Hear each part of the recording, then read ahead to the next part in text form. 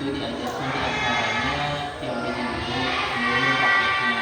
Di antara teori yang diajarkan adalah bagaimana anak itu memahami praktek-praktek agama, di antaranya sholat, berwudu, makan menggunakan tangan kanan, minum berwudu, di antaranya seperti itu. Nah, setelah teorinya diajarkan, maka dituntut untuk mengamalkan itu setiap harinya. Karena kegiatan kita di sini pun bervariasi, mulai dari tidur siang, belajar, berjalan, makan, minum. Insya Allah kegiatan sehari-hari di sini kita lewati sebagaimana kegiatan di rumah. Gitu.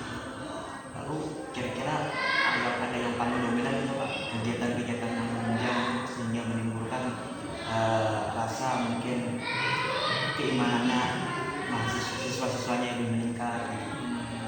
Kegiatan yang paling dominan barangkali menurut kita di sini karena frekuensinya juga lebih banyak, yaitu belajar. Karena fokus kita di sini kan tahfiz dan tahsif atau mata pelajaran Al-Quran, yang muatannya itu semuanya itu ya Al-Quran, entah itu menghafal atau belajar Al-Quran. Jadi kalau berdasarkan skala, barangkali kegiatan mata pelajaran Al-Quran ini yang banyaklah memberikan warna untuk mereka dalam karakter kehidupan mereka. Kalau boleh tahu kegiatan-kegiatan apa saja yang ada di sekolah ini? Kalau dari pagi kita azkar, kemudian setelah azkar kita belajar tahfiz sampai zuhur, nanti ada qailullah. Setelah qailullah kita makan siang, kita sholat zuhur. Setelah zuhur kita masuk lagi halaqah Al-Quran atau tahsin.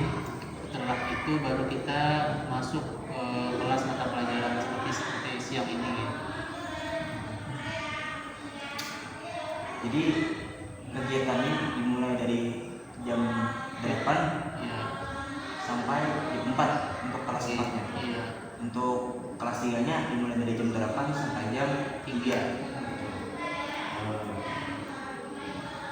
Dari sekian banyaknya kegiatan itu kira-kira apa mungkin tantangan?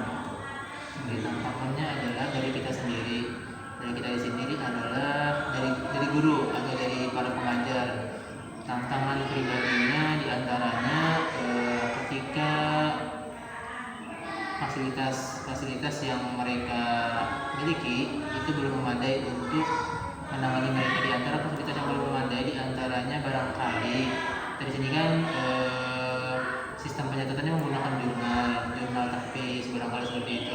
Nah, apabila jurnal tahfiz ini belum tersedia di kelas atau belum mereka miliki, belum mereka pegang, nah itu barangkali itu jadi tantangan bagi mereka atau kesulitan bagi mereka, jadi problem bagi mereka untuk mencatat hasil capaian mereka dalam satu hari. Atau kemudian lagi dari peserta didiknya, apabila peserta didiknya tidak membawa buku prestasi atau buku catatan hafalan atau catatan mengaji, bahasanya seperti itu, catatan tahsinnya tidak membawa, nah itu akan menyulitkan sekali bagi kita sebagai pengajar atau tenaga pendidik. Mengenai jurnal tadi itu bisa dijelaskan? Jurnal tahfiz tadi, jurnal tahfiz itu adalah lembar untuk mencatat capaian peserta didik dalam setiap harinya, atau lembar yang digunakan untuk mencatat apa yang dipelajari oleh seorang siswa tersebut pada hari itu. Jadi setiap guru halaqah itu mencatat capaian hafalan, misalnya berupa setoran, berupa murojaah hafalan baru, berupa murojaah hafalan lama, seperti itu. Jadi catat dan masuk dalam jurnal itu. Untuk kedepannya apa kira-kira pencapaian yang ingin dicapai sebagai seorang pendidik kepada siswanya? Tentunya apabila kita pandang di masa mendatang, yang ingin dicapai dari sekolah ini tentunya amanat daripada visi dan misi kita.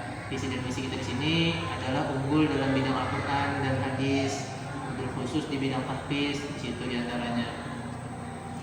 Untuk mengenai pembelajaran umumnya, apakah juga dipelajari atau lebih dioptimalkan juga? Untuk pelajaran umum kita di sini tetap kita pelajari, namun dengan porsi yang lebih sedikit seperti itu daripada porsi yang pembelajaran Al-Quran tadi. Lebih menekankan pembelajaran Al-Quran. Iya. Terus mungkin bagaimana tuh mengenai kedisiplinan siswa-siswa di sini tuh, apakah dapat diatasi Disiplin dalam hal apa dulu nih? Semua ini nggak? semua ini?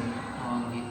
Baik, apabila kedisiplinan ini terkait pertama dari pagi terkait kedatangan kita di sini